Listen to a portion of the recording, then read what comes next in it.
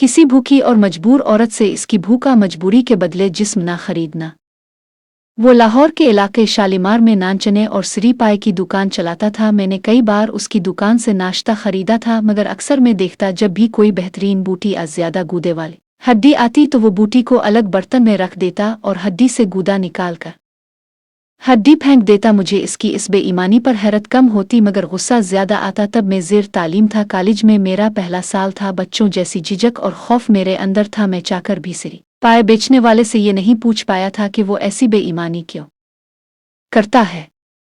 खैर, मैं दिल और दिमाग में आने वाले सवालात, एहसासात, जज्बात को कभी ज़ुबान तक ना ला सका। चाहकर भी इस दुकानदार को बातें ना सुना सका। अपनी तालीम मुकम्मल की और लाहौर को खैर आबाद कह दिया।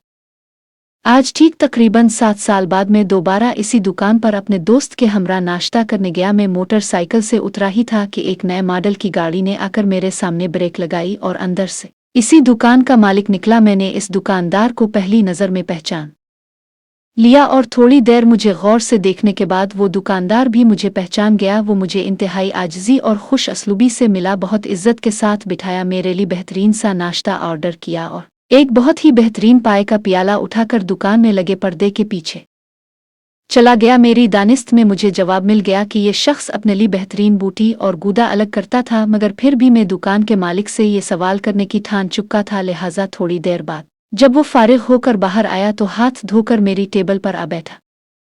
मैं भी नाश्ता करके फारिग हो चुका था और उसके इंतज़ार में बैठा था। इसने आते ही एक बार फिर मेरा हाल अहवाल दरियाफ्त किया, मुझसे करीबी अजीज़ों की तरह मेरी फैमिली के मुताल्लिक पूछा। मैंने भी सब बातों का सरसरी सा जवाब दिया और आखिर में अपने जहन में मौजूद सवाल को इस दुकानदार के सामने रख दिया और बताया कि ये सरासर बेईमानी है। आप बेहतरीन चीज़ अपने लिए अलग करके रख लेते हैं। इस हराम की कमाई से आपने गाड़ी भी खरीद ली है। मेरी बात सुनकर वो मुस्कुराया और फिर मुझे कहा, तुम अब भी बच्चे हो। इसके बाद इसने मुझे जो कहानी सुनाई उसके इख्तिताम पर हम दोनों रो रहे थे।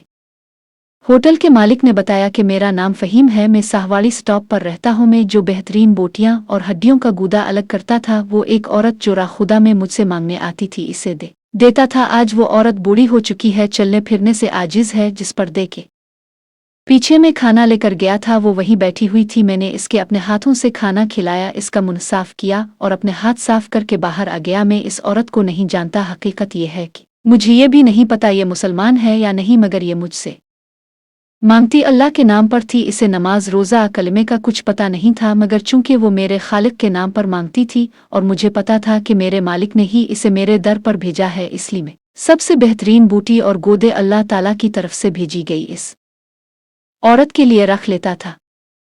अल्लाह ताला के नाम पर मांगने आने वाले किसी शख्स को आज तक मैंने खाली हाथ नहीं लौटाया, क्योंकि मैं बचपन में यतीम हो गया था। मेरी माँ लोगों के घरों में काम करती थी। बाज़ दफ़ा जब काम नहीं मिलता था तो फाके करने पड़ते थे। उन फाकों को मेरी माँ तो बर्दाश्त कर लेती थी, मगर मैं नहीं झेल पाता। मेरी माँ मुझे लेकर मांगने निकलती थी। मेरी माँ अल्लाह के नाम पर लोगों से फ़कत मेरे लिए एक रोटी का सवाल करती थी तो भी बहुत सारे लोग मेरी माँ को धुतकार देते थे। मैंने अपने कानों से सुना था, लोग मेरी माँ से कहते थे कि रात मेरे साथ गुजारो तो सुबह तुम दोनों माँ बेटे को जहाँ से कहोगी खाना खुला दूंगा।